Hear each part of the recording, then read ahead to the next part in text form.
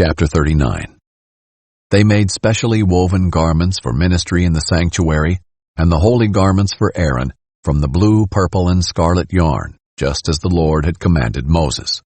Bezalel made the ephod of gold, of blue, purple, and scarlet yarn, and of finely spun linen. They hammered out thin sheets of gold, and he cut thread from them to interweave with the blue, purple, and scarlet yarn and the fine linen in a skillful design. They made shoulder pieces for attaching it. It was joined together at its two edges. The artistically woven waistband that was on the ephod was of one piece with the ephod, according to the same workmanship of gold, of blue, purple, and scarlet yarn, and of finely spun linen, just as the Lord had commanded Moses.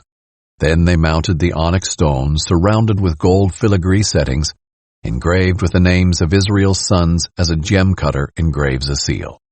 He fastened them on the shoulder pieces of the ephod as memorial stones for the Israelites, just as the Lord had commanded Moses. He also made the embroidered breastpiece with the same workmanship as the ephod of gold, of blue, purple, and scarlet yarn, and of finely spun linen. They made the breastpiece square and folded double, 9 inches long and 9 inches wide. They mounted 4 rows of gemstones on it.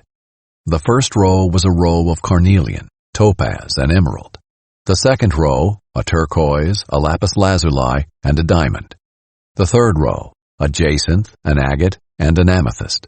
And the fourth row, a beryl, an onyx, and a jasper. They were surrounded with gold filigree in their settings.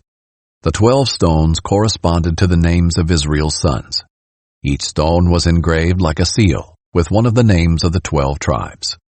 They made braided chains of pure gold cord for the breastpiece.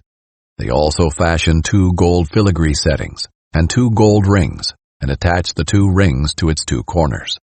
Then they attached the 2 gold cords to the 2 gold rings on the corners of the breastpiece. They attached the other ends of the 2 cords to the 2 filigree settings, and in this way they attached them to the ephod shoulder pieces in front.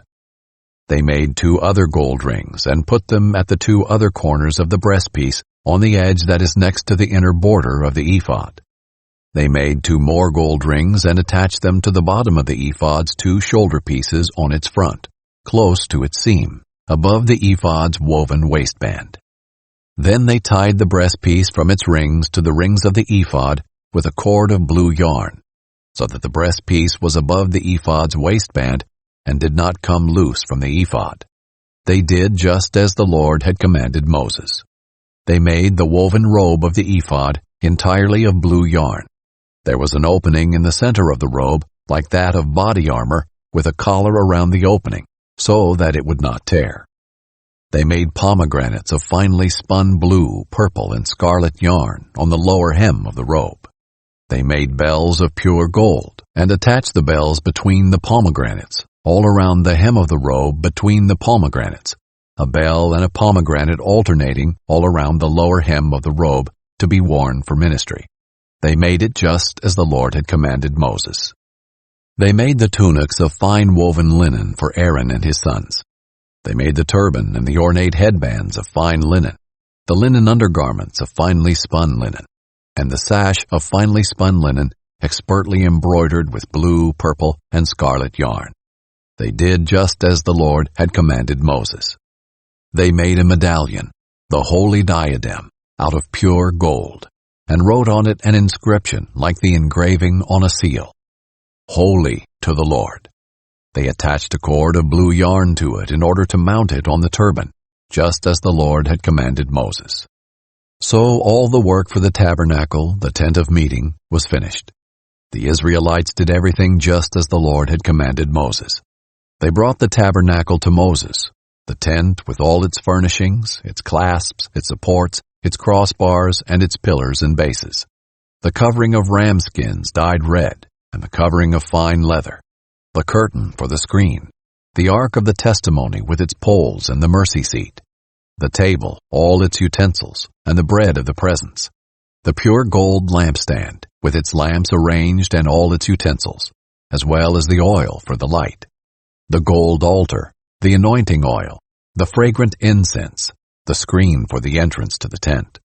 the bronze altar with its bronze grate, its poles, and all its utensils, the basin with its stand, the hangings of the courtyard, its posts and bases, the screen for the gate of the courtyard, its ropes and tent pegs, and all the furnishings for the service of the tabernacle, the tent of meeting, and the specially woven garments for ministering in the sanctuary, the holy garments for the priest Aaron, and the garments for his sons to serve as priests.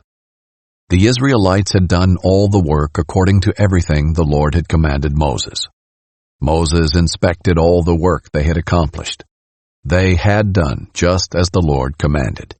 Then Moses blessed them.